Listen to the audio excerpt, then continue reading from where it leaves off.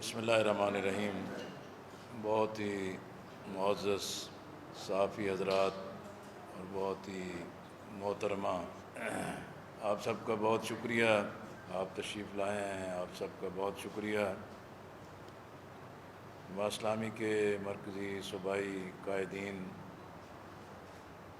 ہم یہاں سب موجود ہیں۔ آپ کو اس لیے زحمت دی ہے کہ اس وقت پورا ملک غریب عوام، سفید پوش طبقہ، لوئر مڈل کلاس، مہنگائی، بے روزگاری، افراط زر اور پیداواری لاگت میں جو بے تحاشا اور بے لگام اضافہ ہو رہا ہے، اس سے عوام کی قوت خرید بھی ختم ہو رہی ہے اور پورے معاشی سٹرکچر پر یہ ناقابل برداشت ہو گیا ہے۔ جماعت اسلامی نے ہمیشہ عوام کے جذبات کا، عوامی مسائل کا اور عوام کے مفادات کے تحفظ کے لیے میدان عمل میں رہ کے جدوجہد کی ہے۔ وہ مہنگائی ہے، بے روزگاری ہے، کرپشن ہے یا سودی نظام کے خلاف احتجاج ہے۔ قومی سطح پر ہماری آواز مسلسل بلند ہو رہی ہے، ہم عوام کے اندر موجود ہیں، لیکن بعض ایسے مسائل ہیں جو اقتصادی اور معاشی پریشانی کے باوجود اہل ایمان کے لیے بے پناہ اہمیت کے حامل ہیں۔ آپ جانتے ہیں کہ ان دنوں بھارت میں کشمیریوں پر بھی مظالم کی انتہا ہو رہی ہے اور مسلم آبادیوں میں قتل و غارت گری اور مکانات کی مسماری کا سلسلہ جاری ہے، اور مودی فاشسٹ حکومت نے ہر حد پار کر دی ہے۔ تمام اہل ایمان تحفظ ناموس رسالت اور دنیا بھر میں اقلیتوں پر جو مظالم ہیں ان کے خلاف متحد بھی ہیں، یکجان بھی ہیں، یک آواز بھی ہیں۔ ہمارا مطالبہ ہے کہ ہندوستان نے دنیا بھر کے اہل ایمان کے جذبات کو مجروح کیا ہے اور اس کو کڑی سزا ملنی چاہیے۔ تحفظ ناموس رسالت صلی اللہ علیہ وسلم کے لیے عالمی سطح پر قانون سازی ہونی چاہیے۔ افغانستان میں سکھوں کی عبادت گاہ گردوارہ میں جو دہشت گردی اور آتش زدگی ہوئی ہے اور داعش نے جس دہشت گردی کا یہ شیطانی کھیل کھیلا ہے، حقیقت میں اس پورے خطے میں دہشت گردی کے پیچھے امریکہ، اسرائیل اور بھارت کا ناپاک گٹھ جوڑ ہے۔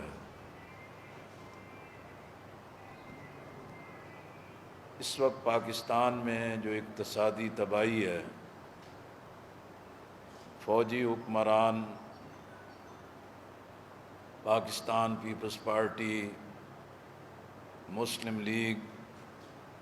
اور پی ٹی آئی حکومتیں، نام نہاد الیکٹیبلز اس اقتصادی تباہی کے برابر ذمہ دار ہیں۔ کرپشن اور کرپٹ مافیا کو تحفظ دینا ہر حکومت کا ایک مشترکہ ایجنڈا ہے۔ پانی کی قلت اس وقت ایک بدترین شکل اختیار کر چکی ہے۔ اسی وجہ سے مہنگی بجلی کا بحران اور بدترین لوڈ شیڈنگ یہ عوام کا مقدر بنا دی گئی ہے۔ قومی خزانے پر ڈاکہ زنی ہے، لیکن نہ کرپٹ ہاتھوں کو روکا جاتا ہے، نہ لوٹی دولت واپس آتی ہے، اور احتساب کرنے میں یہ ناکامی ایک سوچا سمجھا منصوبہ ہے، اور کرپٹ عناصر کی بنیاد پر ہی یہ تمام لوگ اپنی سیاست اور کرسی کا کھیل کھیل رہے ہیں۔ اتحادی حکومت پی ٹی آئی پر ذمہ داری ڈال رہی ہے، اور پی ٹی آئی جو سابقہ حکومت ہے وہ موجودہ نااہل اور نالائق حکومت پر ذمہ داری ڈال رہی ہے، اور ہم سمجھتے ہیں کہ یہ دونوں ایک دوسرے کے بارے میں بالکل سچ بیان کر رہے ہیں۔ پی ٹی آئی حکومت نے آئی ایم ایف کے ساتھ بدترین شرائط کا جو معاہدہ کیا اور اقتصادی تباہی کی جو بارودی سرنگیں بچھائیں، پیپلز پارٹی، مسلم لیگ اور جے یو آئی کی اتحادی حکومت، جسے حکومت لینے کا تو بہت شوق تھا اور ہر حربہ استعمال کر کے حکومت کے مسند پر تو پہنچ گئے، لیکن آئی ایم ایف کے ساتھ بدترین شرائط کا معاہدہ پارلیمنٹ میں بھی نہیں آیا، اور پی ٹی آئی نے اقتصادی تباہی کی جو بارودی سرنگیں بچھائیں انہیں بھی یہ حکومت صاف کرنے میں ناکام ہوئی، اور عوام پر مسلسل مہنگائی کی بمباری کی جا رہی ہے، عوام کا کچومر نکالا جا رہا ہے۔ اتحادی حکومت اقتصادی تباہی کی بارودی سرنگیں ہٹانے کی بجائے اب اسے عوام پر ہی پھاڑا جا رہا ہے، جس سے عام آدمی کی حالت نہایت ہی ابتر ہو گئی ہے۔ ایف اے ٹی ایف سے پاکستان میں یہ مانیٹرنگ کیوں آئی اور یہ پاکستان کی تذلیل کیوں ہوئی ہے؟ ایٹمی صلاحیت رکھنے والے ملک پر استعماری ہتھ کنڈوں کا یہ شکنجہ کیوں مضبوط ہوا ہے، اور ہماری آزادی اور خود مختاری پر استعماری اداروں کا جو تسلط ہے؟ ہمارا ایک واضح دو ٹوک موقف ہے کہ فوجی حکمرانوں نے، اسٹیبلشمنٹ کی مسلسل غلطیوں نے، پی پی پی، مسلم لیگ اور پی ٹی آئی کی حکومتوں کی یہ مشترکہ نااہلی اور ذمہ داری ہے، جس کی وجہ سے ایف اے ٹی ایف نے ہمیں عملاً غلام بنا کے رکھ دیا ہے، اور نواز شریف کے دور سے ایف اے ٹی ایف کی جن شرائط کی تکمیل کی جا رہی ہے، عملاً ملک کا ایک ایک رگ جو ہے وہ اغیار کے حوالے کر دی گئی ہے۔ فوج نے ایف اے ٹی ایف کے گرے سے وائٹ میں آنے کے دعووں کو، پی ٹی آئی کے دعووں کو صفر کر دیا ہے، اور اتحادی حکومت کی مبارکبادوں کو ایف اے ٹی ایف کے صدر نے بے رنگ بنا دیا ہے۔ ہم سمجھتے ہیں کہ اس طرح کے جشن اور اس طرح کے خوشیوں کے اعلانات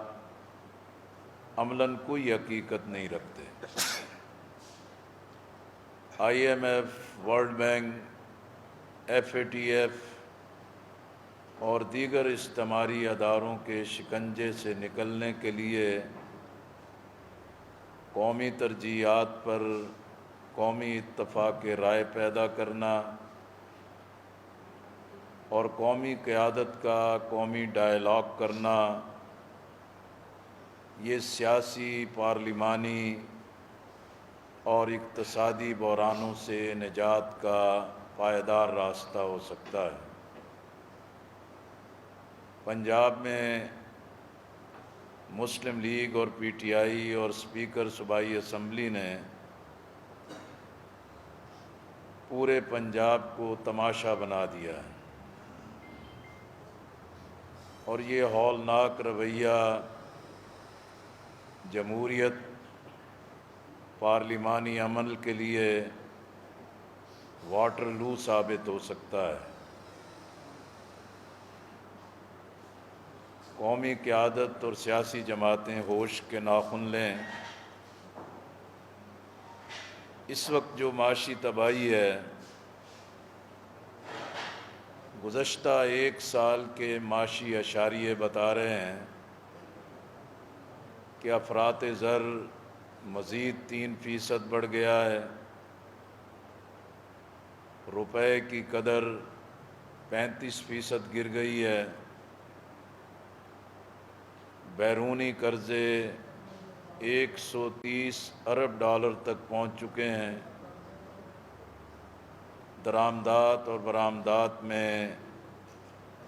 تباہ کن خوفناک فرق جو ہے بڑھتا جا رہا ہے۔ اندرونی اور بیرونی جو مجموعی قرضے ہیں، 55,000 ارب ڈالر، اور یہ کم و بیش 1,14,40 ارب روپے، یعنی ڈیجیٹل بھی اس کے پورے نہیں گنے جا سکتے کہ جس قدر یہ بوجھ بڑھ گیا ہے۔ پھر یہ سود، قرضے، کرپشن، بد انتظامی اور حکومتوں کی نااہلی، اسی وجہ سے پاکستان آئی ایم ایف اور ورلڈ بینک کا غلام اس لیے بنا ہے کہ پالیسی بنانے والوں کی مسند پر انہی اداروں کے غلام لوگ مسلط ہیں۔ معیشت تباہ کر دی گئی ہے، اصلاح، خود انحصاری، قومی وسائل کی منصفانہ تقسیم اور قدرتی وسائل پر ملک کے اندر اعتماد نہیں کیا جا رہا، اور قومی بجٹ اس طریقے سے پیش کیا گیا ہے جس میں آمد و خرچ میں ایک بہت بڑا فرق ہے، جس سے ہر ماہ، ہر ہفتہ نیا بجٹ آئے گا اور سارا سال عوام پر قیمتوں میں اضافے اور ہوش ربا مہنگائی کے کوڑے برستے رہیں گے۔ وفاقی شرعی عدالت نے سود کے خاتمے کا فیصلہ دیا، لیکن دین کے اور پاکستان کی آزادی کے دعوے دار اس نئی اتحادی حکومت نے وفاقی شرعی عدالت کے فیصلے کو کوئی حیثیت نہیں دی اور سودی بجٹ جو ہے کہ پھر ایک مرتبہ قوم پر مسلط کر دیا گیا ہے، اور نہ ہی سود کے خاتمے کے لیے کوئی روڈ میپ اور لائحہ عمل دیا گیا ہے۔ حقیقت یہ ہے کہ اس حکومت نے اللہ اور اللہ کے رسول صلی اللہ علیہ وسلم کو بھی ناراض کیا ہے اور عوام کو بھی ناراض کر لیا ہے۔ اس حوالے سے جماعت اسلامی نے اقتصادی بحرانوں کے خاتمے کے لیے فیصلہ کیا ہے کہ ہم قومی سطح پر نیشنل اکنامک چارٹر بھی دیں گے۔ امیر جماعت اسلامی پاکستان سراج الحق صاحب نے معاشی ماہرین کا اجلاس بھی طلب کیا ہے، اور انشاءاللہ کل اسلام آباد میں قومی میڈیا کے سامنے وہ اس کی تفصیلات کا بھی اعلان کریں گے۔ جماعت اسلامی نے فیصلہ کیا ہے کہ ہم عوام کو تنہا نہیں چھوڑیں گے، غریب عوام کو لاوارث نہیں چھوڑیں گے، مہنگائی کے چکی میں پسنے والے عوام کی آوازوں کو دبنے نہیں دیں گے۔ جماعت اسلامی نے فیصلہ کیا ہے کہ ہم مہنگائی، بے روزگاری، سودی نظام اور کرپٹ نظام جو مافیاز کا محافظ بن گیا ہے، اس کے خلاف ملک گیر تحریک کو اور آگے بڑھائیں گے، عوامی احتجاج کو منظم کریں گے اور پورے ملک کے شہروں، دیہاتوں، گوٹھوں، قلیوں تک اس سے احتجاج کو منظم کریں گے۔ اسی حوالے سے 25، 26، 27 جون کو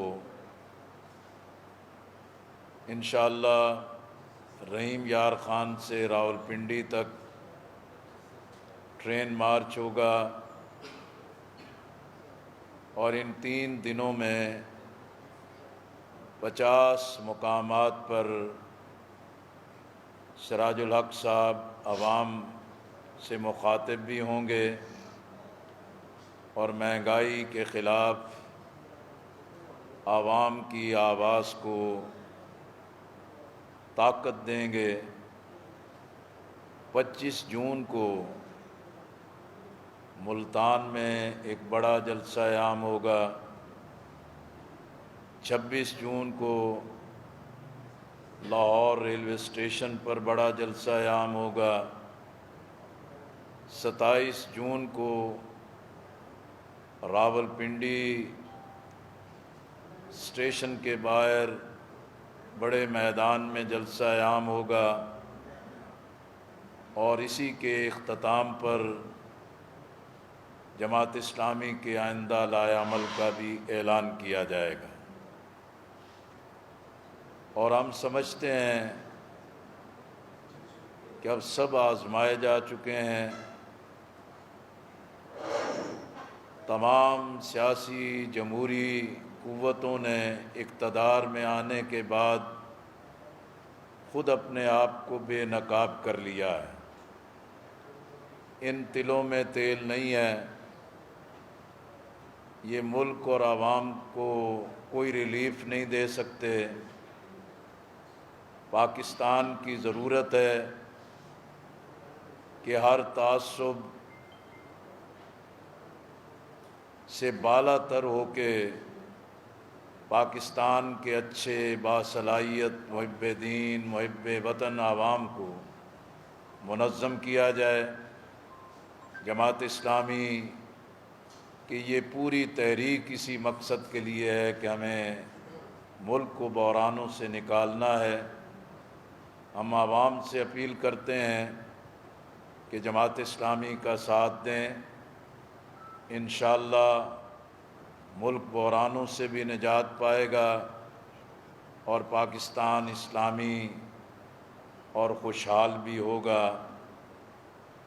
انشاءاللہ یہ ٹرین مارچ عوام کے جذبات کی ترجمانی کا پہلا مرحلہ ہے